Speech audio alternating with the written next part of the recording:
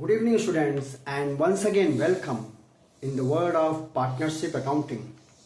This video is meant for class 12th, and हमारे students ने हमसे रिक्वेस्ट की है कि sir admission of a partner पे आप एक वीडियो बनाएं, हमें बताएं। तो आज हम एक बेसिक क्लास ले रहा हूँ एडमिशन ऑफ पार्टनर में। I will just introduce you with accounting in case of admission of a partner.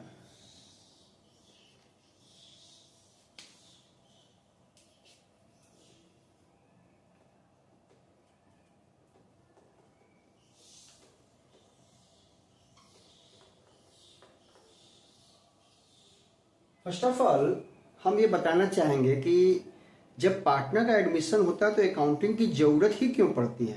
What is the need for accounting when a new partner is admitted. तो let us take this case with an example. Suppose there are two friends A and B, they have purchased an apple.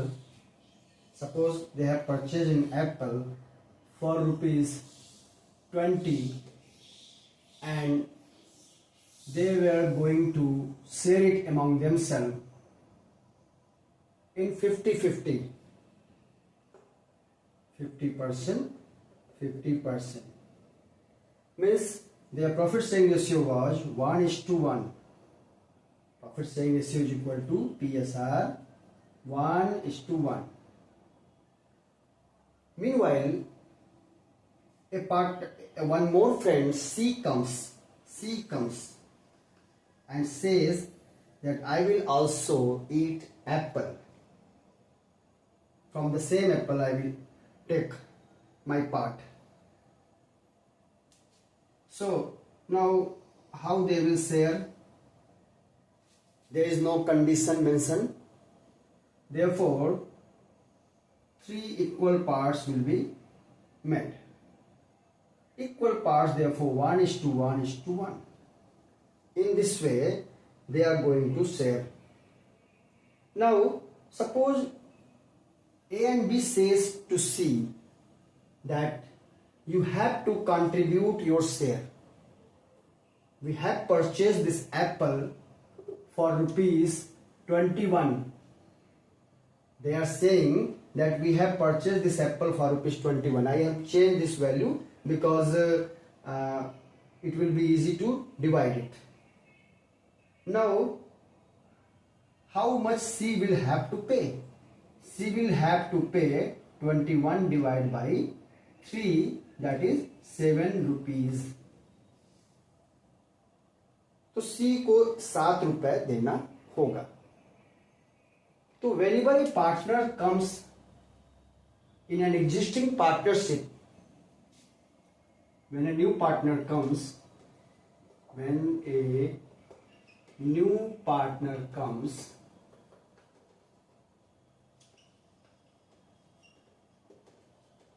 in an existing partnership firm, जैसा कि यहाँ पे हुआ, मान ले कि ए और बी की ये पार्टनरशिप फर्म है जिसमें वो प्रॉफिट इक्वल बांट रहे थे। यहाँ दिया हुआ है, सवाल में जैसा दिया जाएगा जो भी रेशियो दे रहा है वो हम मान्य करेंगे। और सी आता है और ये नहीं बताया गया है कितने शेयर के लिए आ रहा है, तो वो इक्वल पार्टनरशिप करेगा। तो जब भी सपोज कि यहाँ सी आता है तो वो किन किन चीजों का अधिकारी बन जाता है।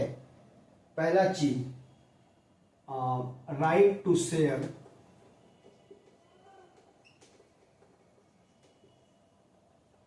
Future profits. अब तक जो प्रॉफिट आता था वो तो ए और बी बांटते थे, मगर अब जो आगे प्रॉफिट आएगा सी के आने के बाद उसमें सी भी हिस्सा लेगा, सी को भी हिस्सा मिलेगा। और दूसरी चीज share in assets and liabilities of the firm। अब वो पार्टनर बन रहा है तो फर्म की जो भी एसेट्स हैं और जो भी लाइबिलिटीज हैं उसमें भी उसका हिस्सा होगा, यानी वो एसेट्स को भी शेयर करेगा और अगर कोई लाइबिलिटीज है तो उसमें भी पे करने में उसकी हिस्सेदारी होगी। These are the two things that the new partner is entitled.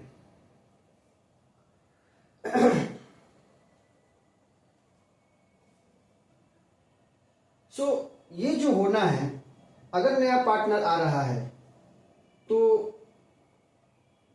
ये हमारे जो ए और बी हैं जिन्होंने 21 रुपए लगा कि वो एप्पल खरीदा था, वो जरूर कहेंगे कि ठीक है तुम आओ, मोस्ट वेलकम, बट तुम्हें अपने हिस्से की कैपिटल देनी होगी। तो इसकी अकाउंटिंग यानी कि कैपिटल लाने की अकाउंटिंग, कैपिटल सी लाएगा उसकी जर्नल एंट्री होगी, क्योंकि बिजनेस में हम हर ट्रांजैक्शंस को रिकॉर्ड करते हैं। दूसरी चीज कि अब वो फ्यूचर प्रॉफिट में हिस्सा भी लेगा। He will take part in the profits of the firm. अब ए और बी कह सकते हैं, सपोज कि ए और बी अभी जो मुनाफा कमा रहे हैं वो 1,20,000 है, 1,20,000 अभी इन्होंने कमाया है, 1,20,000 रुपए। अब इस 1,20,000 में इनका हिस्सा कितना था, 60K एंड 60K। लेकिन अगर सी आ गया इस फॉर्म में एक नया पार्टनर, तो अब वो भी हिस्सा लेगा और अब ये हिस्सा मिलेगा 40K, 40K एंड 40K। तो A and B will object to this कि हम लोगों ने इतनी मेहनत से फर्म को इस स्थिति में ले आए कि आज वो प्रॉफिट दे रहा है 1,20,000 और कहीं ये इंडस्ट्री के नॉर्मल रेट से बहुत ज्यादा है, तो फिर आते ही सी को 40,000 रुपया क्यों दिया जाए? They will object to this, they will not be happy with this. So what is the remedy? इसका उपचार क्या है कि they will have to pay the value of capitalised value of this profit that C is going to share. ये जो 40,000 रुपया सी आते ही कमाने लगेगा प्रॉफिट, उसके लिए उसने कोई मेहनत नहीं किया है, इसलिए इस वैल्यू को उसे कंपेंसेट करना पड़ेगा। क्या कंपेंसेट करना पड़ेगा? द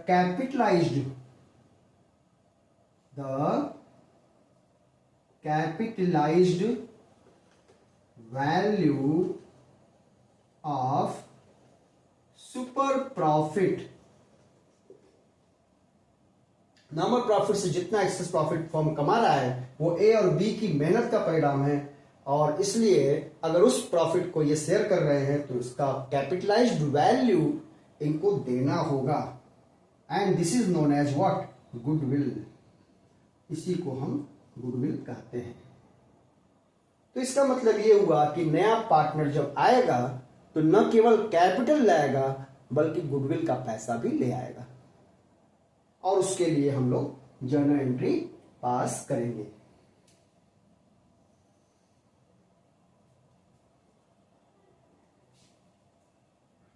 तो जब नया पार्टनर कैपिटल और गुडविल का पैसा लाता है उसकी जर्नल एंट्रीज हम लोग क्या करते हैं?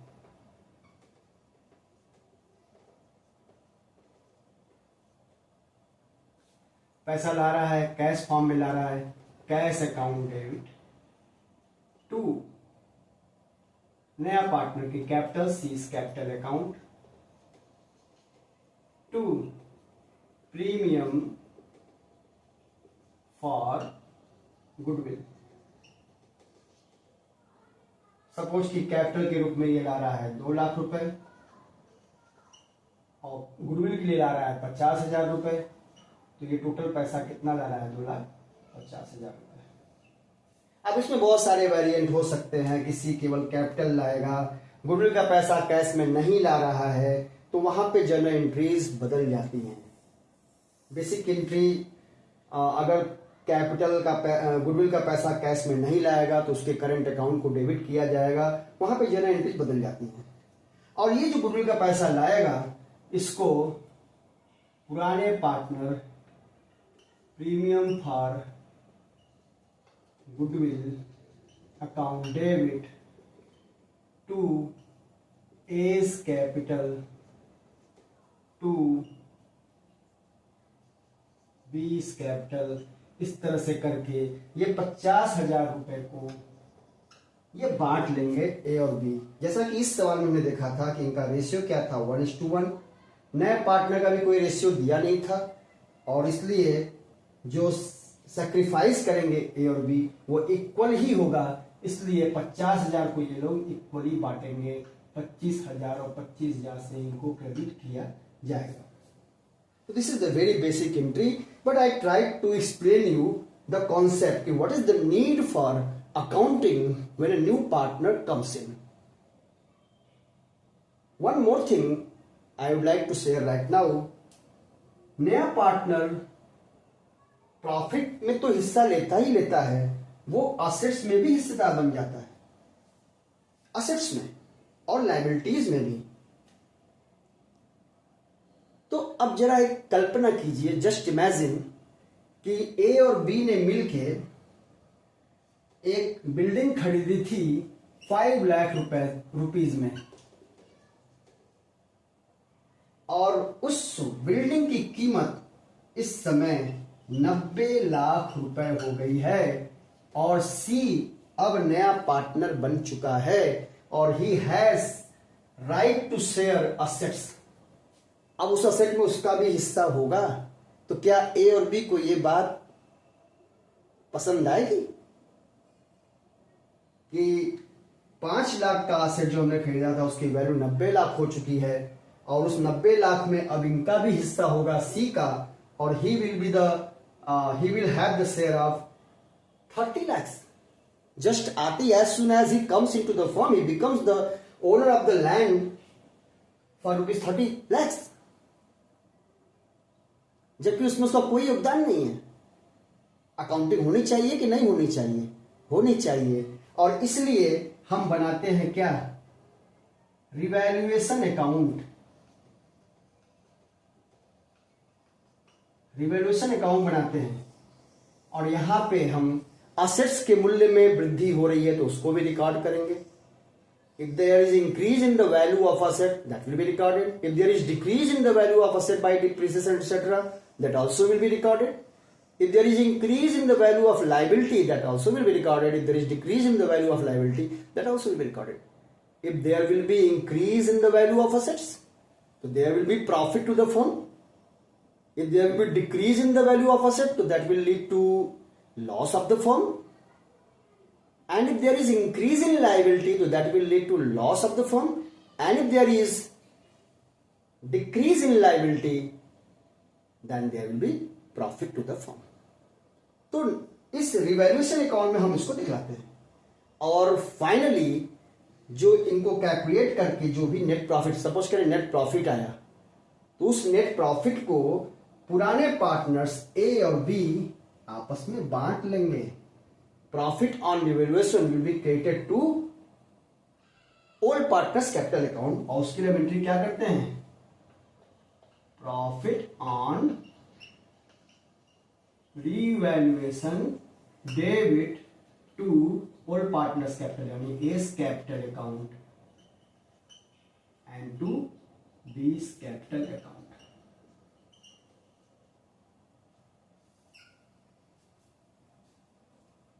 इस प्रकार से अकाउंटिंग कर लेने से किसी भी पार्टनर को कोई कंप्लेन नहीं होगा। A and B are well satisfied. Yes, C, the new partner, has contributed his share of capital. He has given the amount of goodwill also, and our accounts have been credited. हमारे account में वो credit हो चुका है। Revaluation पे कोई profit आया था तो वो हम लोगों ने बांट लिया आपस में। अब सी आए, नो प्रॉब्लम, आए और अपने हिस्से का एप्पल खाए, वी हैव नो प्रॉब्लम। तो this is the basic reason for accounting when a new partner is admitted.